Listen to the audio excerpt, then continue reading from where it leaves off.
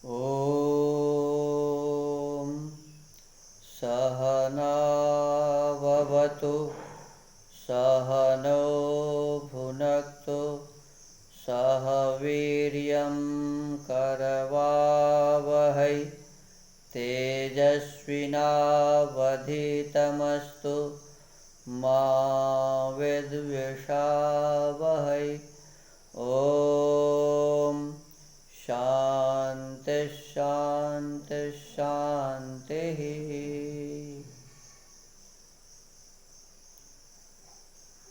आदरणीय श्रोतागण, सादर नमस्ते। आज स्वाध्याय के क्रम में ऋग्वेदादि भाष्य भूमिका के स्तुति प्रार्थना, ईश्वर स्तुति प्रार्थना, उपासना, याचना, समर्पण, विद्या विषय में यजुर्वेद के 34वें अध्याय का पहला मंत्र है। गुरुकुल में ब्रह्मचारीगण जब सोने जाते हैं तो सोने से पहले इस मंत्र का पाठ करते हैं।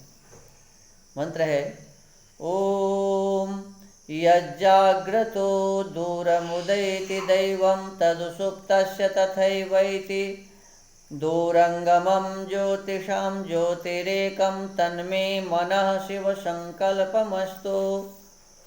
इस मंत्र पर स्वामी जी भाष्य लिखते हैं,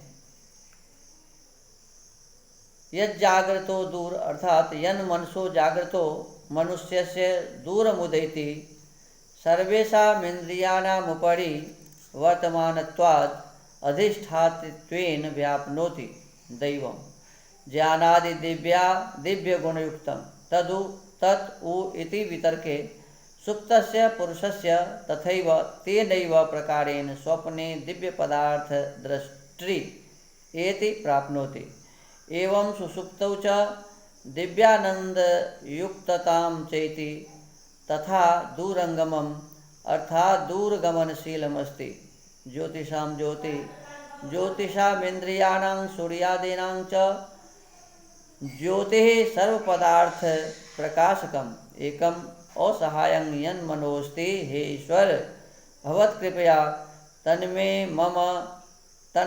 मम मनो मननशीलं सत् शिव संकल्पम कल्याणेष्ट धर्म शुभ गुण प्रियमस्तु। हे सर्वव्यापक जगदीश्वर, जैसे जागृत अवस्था में मेरा मन दूर दूर घूमने वाला, सब इंद्रियों का स्वामी तथा ज्ञान आदि दिव्य गुण वाला और प्रकाश स्वरूप रहता है, वैसे ही निद्रावस्था में भी शुद्ध और आनंद युक्त रहे। जो प्रकाश का प्रकाश करने वाला और एक है, ऐसा जो मेरा मन है, सो आपकी कृपा से कल्याण करने वाला और शुद्ध स्वभाव युक्त हो, जिससे अधर्म कामों में कभी प्रवृत्त न हो। रास्ता दो ही है, एक है अच्छा और एक है बुरा। तो अच्छे कामों में हमारा ये मन प्रवृत्त हो, बुरे कामों से हमारा मन हट जाए। सदा परमात्मा से यही प्रार्थना करना चाहिए कि प्रभु आपकी कृपा से हमारा ये मन शुभ संकल्प वाला हो, सुंदर संकल्प वाला हो, श्रेष्ठ मार्ग पर चलने का व्रत रखने वाला हो। इसी संबंध में स्वामी विद्यानंद सरस्वती जी भूमिका भास्कर में लिखते हैं, यज्जाग्रतो दूरमित्यस्य मंत्रस्य ऋषिः शिव संकल्पः देवता मनः छंदः विराट त्रिष्टु। चंद्रमा की उत्पत्ति मन से हुई मानी जाती है। चंद्रमा मनसो जातः। ऐतरेय उपनिषद में कहा है, चंद्रमा मनो भूत्वा हृदयं प्राविशत्, अर्थात चंद्रमा मन होकर हृदय में प्रविष्ट हो गया। इससे स्पष्ट है कि मन तथा चंद्रमा दोनों का उपादान एक ही है। यह भी स्पष्ट है कि जिस महत्त्व से इन दोनों की रचना हुई है, वह चंद्रमा की भांति प्रकाशमान तत्व है। इसीलिए मन को ज्योतिषाम ज्योति ही कहा है। जन्म जन्मांतर में आत्मा के साथ रहने वाला मन शरीर और आत्मा दोनों से भिन्न है। संकल्प विकल्पात्मकम मनः, मन का काम संकल्प विकल्प करना है। यदि मनुष्य संकल्प विकल्प की प्रक्रिया को देख सकता है तो देखने वाला आत्मा इससे भिन्न है। इंद्रियां, मस्तिष्क और मन आदि सभी आत्मा के साधन हैं। मन अलग पदार्थ है और आत्मा अलग पदार्थ है। मन देखता है, आत्मा देखता है, माने देखता रहता है कि मेरा मन कहाँ जा रहा है, क्या कर रहा है, अच्छा कर रहा है, बुरा कर रहा है।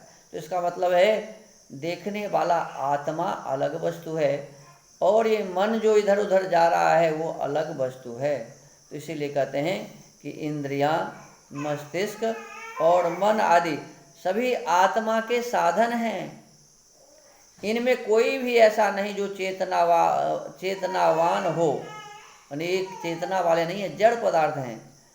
इंद्रियां, मस्तिष्क और मन ये सभी जड़ पदार्थ हैं और पदार्थों का अनुभव कर सकता हो। ये अपने आप किसी पदार्थ का अनुभव नहीं कर सकते। अतः आत्मा और इन सब साधनों का संबंध स्वामी और सेवक का अथवा साधक और साधन का है। आत्मा साधक है और आत्मा के लिए ये साधन हैं।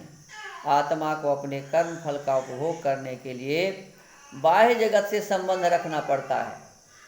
ये आत्मा जो कर्म का भोग भोगेगा, अच्छा या बुरा, कहते हैं उसके लिए बाह्य जगत के साथ इसका संबंध है, क्योंकि विषय रूप भोग सामग्री बाह्य जगत में ही उपलब्ध है। उसी की प्राप्ति अप्राप्ति अथवा विपरीत प्राप्ति से उसे सुख दुख होता है। यदि उसकी प्राप्ति हो गई तो सुख, जिसकी इच्छा मुझे है उसकी प्राप्ति हो गई तो सुख मिलता है, और यदि अप्राप्ति हुई तो दुख मिलता है। यदि विपरीत हमसे काम हो गया तो दुख प्राप्त होता है, यदि हमारे अनुकूल काम हो गया तो हमें सुख मिलता है। आत्मा शरीर के भीतर रहता है, बाहर उसकी गति नहीं, इसलिए उसे बाह्य जगत से संबंध रखने के लिए किसी संपर्क अधिकारी की आवश्यकता पड़ती है। अभौतिक आत्मा को भौतिक शरीर से काम लेने के लिए ऐसे सहायक की आवश्यकता है जिसमें दोनों के गुण हों। आत्मा अर्थात आत्मा की भांति अभौतिक और शरीर की भांति भौतिक हो, तभी वह सफलतापूर्वक मध्यस्थ अथवा संपर्क अधिकारी का काम कर सकता है। स्थूल भूतों का विकार न होने से मन, बुद्धि, चित्त, अहंकार इन चारों का संश्लिष्ट रूप इतना सूक्ष्म है कि देखा नहीं जा सकता, इसीलिए वह सर्वथा अभौतिक है। परंतु क्योंकि वह सूक्ष्म प्रकृति के अंशों से बना है, इसलिए वह भौतिक प्रकृति का विकार है। प्रकृति जब बिगड़ जाता है अर्थात दूसरे रूप में परिवर्तित हो जाता है तो यही है प्रकृति का विकार। परंतु इस प्रकार अभौतिक होने के कारण वह आत्मा के निकट है और भौतिक होने के कारण इंद्रियों के निकट है। इस प्रकार वह आत्मा और शरीर दोनों के बीच मध्यस्थ का काम कर रहा है। इसी मध्यस्थ अथवा संपर्क अधिकारी को मन कहते हैं। परंतु मन भी शरीर से बाहर नहीं जा सकता। कार्यालय के भीतर बैठे बैठे कार्य संपादन के लिए उसे भी सहायकों की आवश्यकता है। ऐसे सहायकों की जो बहिर्मुख होने के कारण बाह्य जगत से संपर्क स्थापित कर दूर दूर जाकर वहाँ से अपेक्षित जानकारी प्राप्त करके मन तक पहुँचा सके, इन्हीं को इंद्रिय कहते हैं। ये आँख, कान, नाक, जिह्वा, त्वचा, ये वाणी, हाथ, पैर, उपस्थ पायु, ये सभी जो हैं, ये सभी इंद्रियां बाह्य जगत से संपर्क रखकर ये मन से जुड़ा हुआ है और फिर मन आत्मा से जुड़ा हुआ है। तो कहते हैं कि ऐसे सहायकों की जो बहिर्मुखी होने के कारण बाह्य जगत से संपर्क स्थापित कर दूर दूर जाकर वहाँ से अपेक्षित जानकारी प्राप्त करके मन तक पहुँचा सके, इन्हीं को इंद्रिय कहते हैं। प्रकाशमान और विषयों के प्रकाश का साधन होने से इंद्रियों को देव कहते हैं। हमारे ये सभी इंद्रियां क्या है? देव हैं। क्यों देव हैं? तो कहते हैं प्रकाशमान और विषयों के प्रकाश का साधन। ये सारे पदार्थ जो है, इस पदार्थ की जानकारी हासिल करता है। तो इन विषयों का प्रकाशमान और विषयों के प्रकाश का साधन होने से इंद्रियों को देव कहते हैं। इन देवों का नियामक होने से मन को भी दैव कहते हैं। प्रकाश का अपर नाम ज्ञान है। अतः ज्ञान को उत्पन्न करने की ऐश्वर्य शक्ति से युक्त कर्णों को भी इंद्रिय कहते हैं, क्योंकि ऐश्वर्य वाले की संज्ञा इंद्र है। जिसके पास ऐश्वर्य है वह क्या है? वह इंद्र है। चिदि ऐश्वर्य। आत्मा का भी एक नाम इंद्र है। वह परम ब्रह्म परमेश्वर भी इंद्र है, सबसे बड़ा ऐश्वर्यवान है, इसीलिए तो उसे ईश्वर कहते हैं और इसीलिए उसे इंद्र कहते हैं। कहते हैं ऐश्वर्य वाले की संज्ञा इंद्र है, आत्मा का भी एक नाम इंद्र है। समस्त इंद्रियां आत्मा और अर्थात इंद्र का ही काम करती है, इसलिए भी इनका नाम इंद्रिय है। आत्मा का भी एक नाम इंद्र इसलिए है कि जितने भी शरीर के इनकी इंद्रियां हैं, 5 ज्ञानेंद्रियां और 5 कर्मेंद्रियां और 11वां मन, कहते हैं ये सब आत्मा